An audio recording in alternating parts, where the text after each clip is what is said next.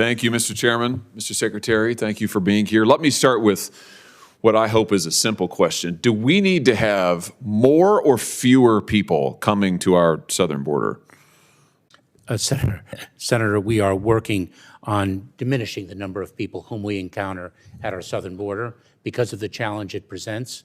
We're trying to build lawful, safe, and orderly pathways to accomplish that. Okay, fewer. So we need to have fewer, which means we need to roll back incentives to come. So I would have thought that would have been the answer.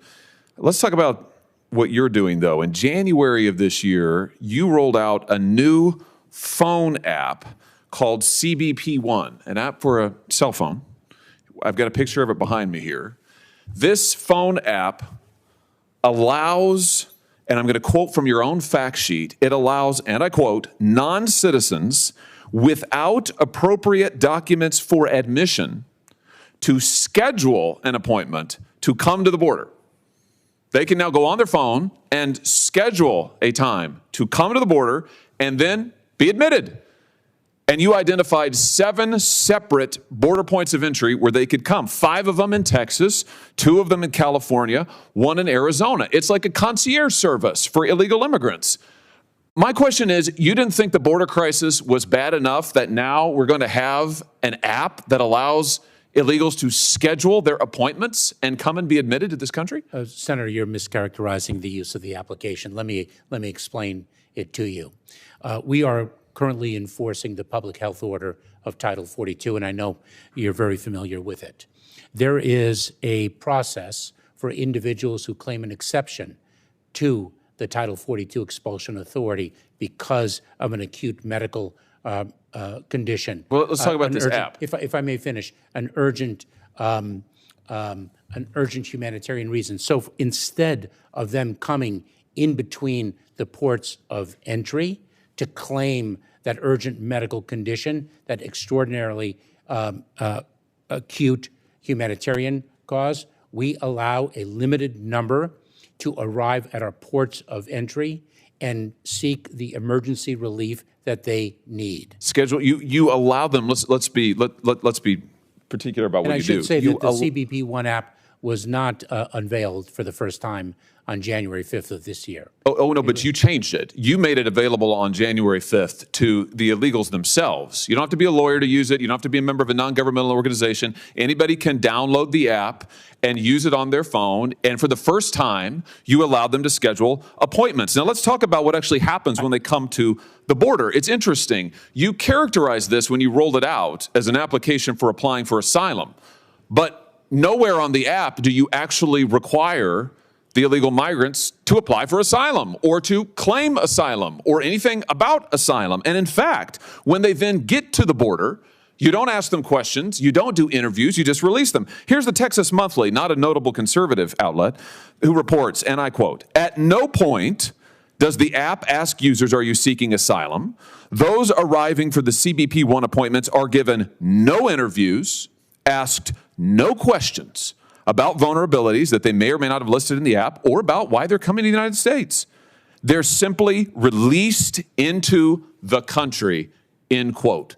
So rather than building a wall, Mr. Secretary, you have built TicketMaster for illegal immigrants. You are, Senator, you are conflating programs. Let me explain just respond to this. Is it true that they are given no interviews, asked no questions, and simply released into the country? Let me explain to you what we announced on January 5th. No, I want you to explain to me what's happening. I know what you announced. I read it to you. So I will explain to you what is happening. Are they given interviews? Let's start with that. Are they given interviews? We were previously experiencing That's starting to sound like a no. Well, let's just hone in here. Mr. Secretary, my time is very limited. I don't mean to interrupt you, but I want to drive to some clarity here. The Texas Monthly has reported that once illegal immigrants go on their phone and reserve their time to come to the border, once they use your concierge service that you've created for them, when they come, they are given no interviews. They are asked no questions about any vulnerabilities. They are simply released into the country. Is that happening?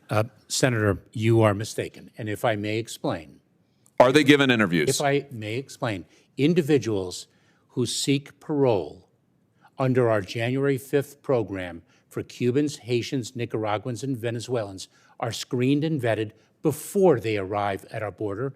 Wait a minute. No, they go on the phone and they just reserve a time, and then they show up and they're given nothing. Listen to this.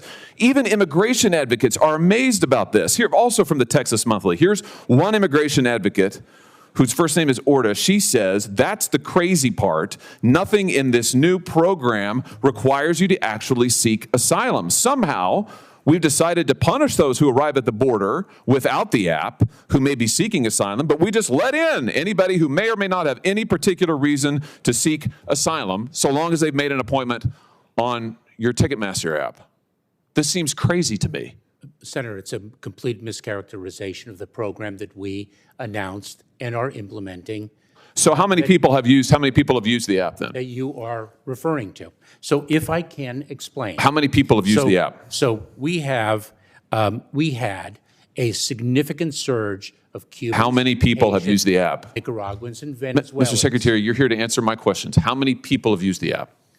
Tens of thousands have sought to make an appointment at the port of entry under our parole program. Okay, good. How many have been admitted without an interview at the border? You are, again, inserting a fact that does not belong in your question.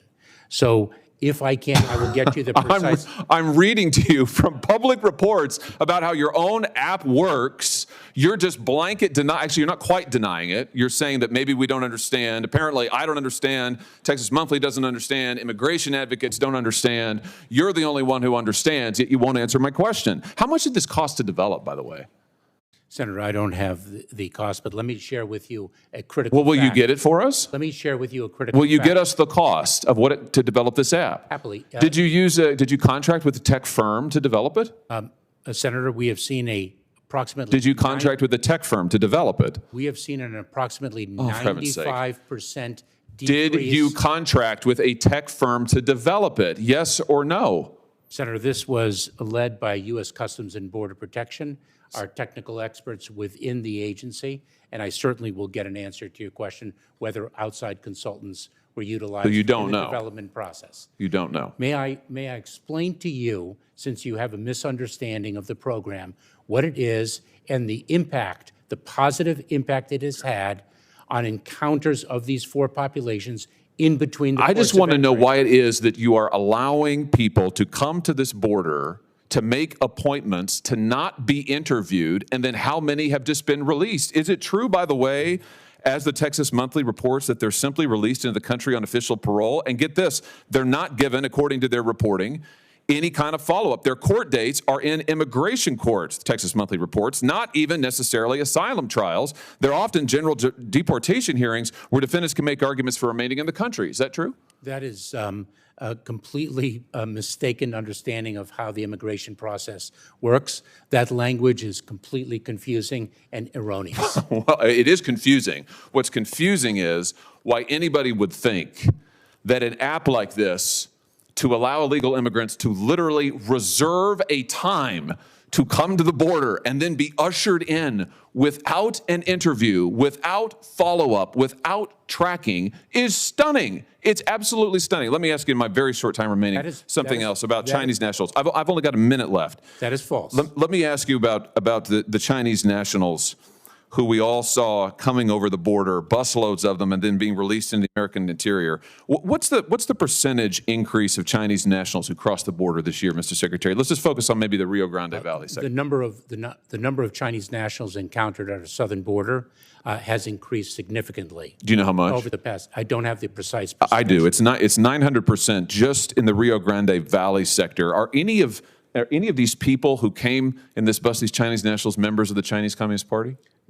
Senator, if an individual presents a national security or public safety threat, we detain them during the pendency But that's not what I asked. I asked if they're members of the CCP. during the pendency of their removal proceedings. Are any of these individuals members of the CCP? So I think there's about 70 who came on this bus. If indeed they are determined to be a national security threat or a threat to public safety, we detain them pending their removal proceedings. Were any of these individuals detained, or were they released into the interior of the country? I don't have awareness of that particular group of individuals And so you don't know if any of them were members of the CCP. Or actually, you do know, you just won't say. I don't know from the photograph, Senator, to whom But surely you know precisely about the folks who you've read this report. You're the Secretary of Homeland Security. You're aware of these individuals. Were any of them members of the Chinese Communist Party coming into this country?